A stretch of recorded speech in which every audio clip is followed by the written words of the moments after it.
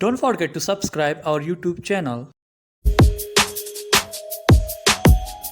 Topic को समझने के लिए हमारी ये वीडियो एंड तक देखें। Major and mild neurocognitive disorders में, अब मेजर न्यूरोकॉग्निटिव डिसऑर्डर को हम डायमेंशिया भी कहा जाता था, अब इसको मेजर न्यूरोकॉग्निटिव डिसऑर्डर कहा जाता है। अब इसमें वही आपकी इंटेलेक्चुअल या आपकी ब्रेन फंक्शनिंग जो है मुतासिर होती हैं, आपको चीज़ याद नहीं रहते, आपके मेमोरी प्रॉब्लम्स होते हैं, आपको हेल्यूसिनेशन होती है। सेम उसी तरह डिलीरियम में जिस तरह हेल्यूसिनेशन के भी चांसेस थे और डिल्यूजन के भी चांसेस थे, आपकी मेमोरी प्रॉब्लम्स भी थी, आपकी अटेंशन प्रॉब्लम्स भी थी, आपकी प्रॉब्लम सॉल्विंग एबिलिटी की भी प्रॉब्लम्स थी, आपकी थिंकिंग की भी प्रॉब्लम्स थी। तमाम जिसमें कॉग्निशन इन्वॉल्व है, तमाम प्रॉब्लम्स इसमें भी होंगी। लेकिन डिलीरियम में यह था कि आप रिकवर हो जाते थे, वो आप बिल्कुल ठीक होते थे और अचानक आपको एक अटैक होता था, झटका लगता था, या आपको अचानक उस पे आप पे जो है वो एक अचानक से एक दौरा आता था जिसमें आपकी मेमोरी लॉस हो जाती है, आपको अटेंशन प्रॉब्लम आ जाते थे, या फिर कुछ भी हो सकता था जो कि कॉग्निटिवली इम्पेयरमेंट इन्वॉल्व होती थी। लेकिन उसमें ये होता था कि आप फिर ठीक भी हो जाते थे, वो खुद ब खुद ही चला जाता था और घंटे बाद ठीक हो जाती, या घंटों बाद ठीक हो जाए, एक दिन बाद ठीक हो जाती, 2 दिन बाद, मतलब वो सीवियरिटी पे डिपेंड करता था। लेकिन मेजर न्यूरोकॉग्निटिव डिसऑर्डर एक ऐसा डिसऑर्डर है, तमाम फंक्शन तो वही हैं, तमाम आपके मेंटल इम्पेयरमेंट, कॉग्निटिव इम्पेयरमेंट वही हैं, वही चीज़ें जो आपको डिस्टर्ब करेगी, लेकिन इसमें रिकवर होना बहुत लेस होगा, क्योंकि बहुत ट्रीटमेंट चाहिए होगी। और ये एक डिसऑर्डर, एक प्रॉपर डिसऑर्डर और प्रॉपर एक डिसेबिलिटी इंसान में होती है, जो हम कह सकते हैं कि जिसको अल्जाइमर डिजीज़ हो सकता है, जिस तरह के डायमेंशिया तो ये खुद है, और ये अल्जाइमर डिजीज़ जब इंसान को होता है तब भी ये प्रॉब्लम्स आते हैं कोई बीमारी की वजह से। तो इट में मेन फोकस ये होता है कि जब आपका कोई मेडिकल कंडीशन डायग्नोस हो जाता है, जब आप मेडिकली अनफिट होते हैं, तो तब जो है ये मेजर न्यूरोकॉग्निटिव डिसऑर्डर आपको होता है, और इसके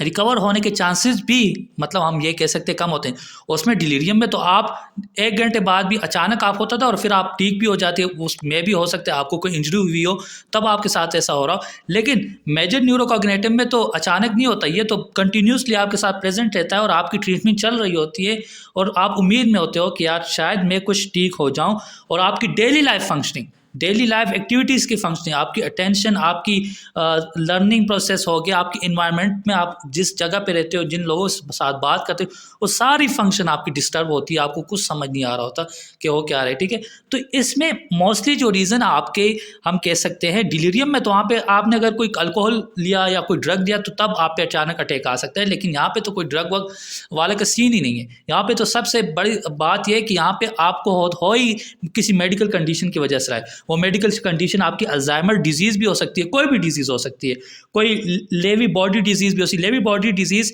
जो ब्रेन में कोई प्रोटीन बॉडीज़ प्रोड्यूस हो जाती हैं और आपकी कॉग्निशन को मुतासिर करती हैं। आपकी एड्स, HIV इन्फेक्शन की वजह से भी ये चीज़ हो सकती है, सब्सटेंस मेडिकेशन यूज़ की भी हो सकती है, और कोई ऐसा ब्रेन इंजरी स्वेयर किस्म की पार्किंसन डिजीज़ की वजह से भी हो सकती है। कोई भी मेडिकल कंडीशन,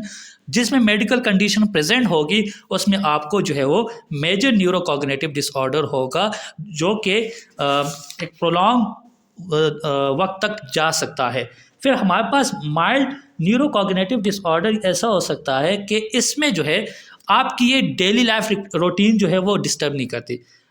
सिम्टम्स वही हैं कि आपको प्रॉब्लम्स आएंगी कॉग्निशन में, आपको अटेंशन प्रॉब्लम्स आएंगी, वो तमाम चीज़ें आपको आएंगी। लेकिन इसमें जो ये है कि आपको जो एक नॉर्मल आपकी डेली लाइफ एक्टिविटीज़ में कोई प्रॉब्लम नहीं आएगी। या हम इस तरह कह सकते हैं कि जिस बंदे को मेजर कॉग्निटिव यानी डायमेंशिया का प्रॉब्लम था, उसकी ट्रीटमेंट जब हुई, वक्त के साथ साथ उसकी ट्रीटमेंट हुई, तो वो किस में चला गया, कन्वर्ट हो गया, लो हो गया, यानी माइल्ड हो गया। अब उस स्वेयर फॉर्म में उसको वो प्रॉब्लम का सामना नहीं करना पड़ रहा है जो कॉग्निटिवली वो कर रहा था एक वक्त में। अब उसकी ट्रीटमेंट के साथ वो क्या हो गया, वो आहिस्ता हो गया। तो जब वो एक चीज़ आहिस्ता एक कम हो जाती है तो किस फॉर्म में चली जाती है, माइंड में चली जाती है। तो माइल्ड न्यूरोकॉग्निटिव डिसऑर्डर मीन्स कि आप अपने डेली लाइफ एक्टिविटीज़ परफॉर्म कर सकते हो, लेकिन आपके साथ इश्यूज़ हैं, थोड़े बहुत हैं, वो स्वेयर फॉर्म वाले नहीं है जो मैंने पहले बताया, लेकिन इश्यूज़ फिर भी हैं, थोड़े बहुत हैं, लेकिन लेस और कम फॉर्म में है। और वही सेम बाकी सारा क्राइटेरिया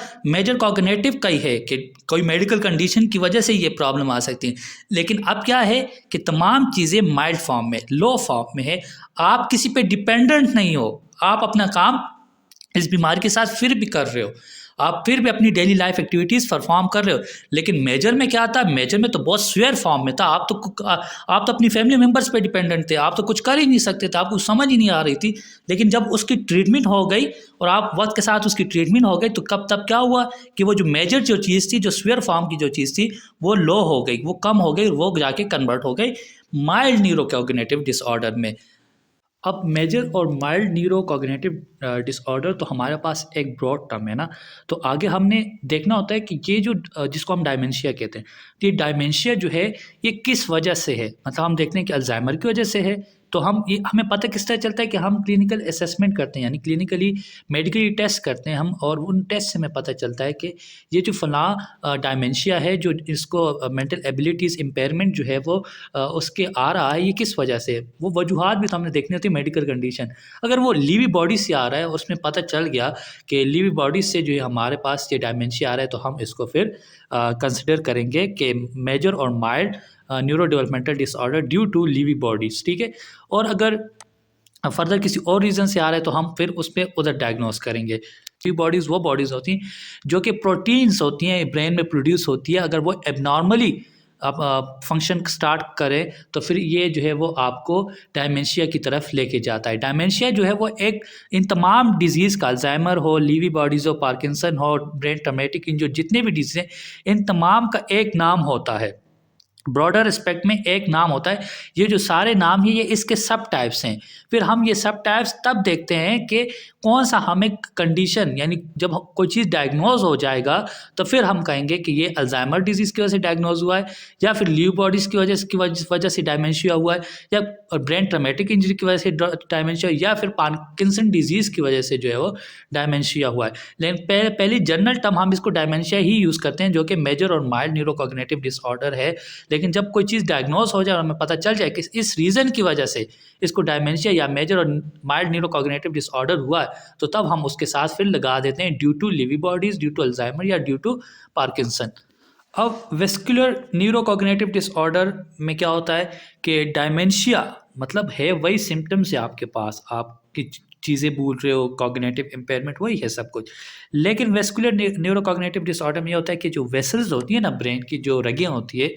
जो वो खून जो ब्लड पास करता है, ब्रेन को पास करता है, वो ब्लड क्या करता है, अपने साथ ऑक्सीजन भी लेके जाता है, न्यूट्रिएंट्स वगैरह भी लेके जाते हैं, और 100 काम होते हैं एक ब्लड के थ्रू, जो कि ब्रेन तक पहुंचाता है, जो कि ब्रेन को फंक्शन करने में हेल्प करता है। अगर वो रगें, उन रगों में कोई ना कोई प्रॉब्लम आ जाए, वो प्रॉब्लम कैसी आ सकती है कि या तो उसको कोई इंजरी होती है, इंसान को कोई इंजरी होती है, वो जगह डैमेज हो जाता है, तो वो रगें उधर नैरो हो जाती हैं या बंद हो जाती हैं, या कुछ उसके साथ ज़ख़म होने की वजह से वो ब्लड का पास होना जो है वो नामुमकिन हो जाता है, मुश्किलात आ जाती हैं। तो उस वजह से वो ब्लड पास नहीं हो रहा होता ब्रेन को प्रॉपरली, तो उस वजह से अगर डायमेंशिया डेवलप होता है, तो हम उसको ये कहेंगे कि मेजर और माइल्ड वेस्कुलर न्यूरोकॉग्निटिव डिसऑर्डर।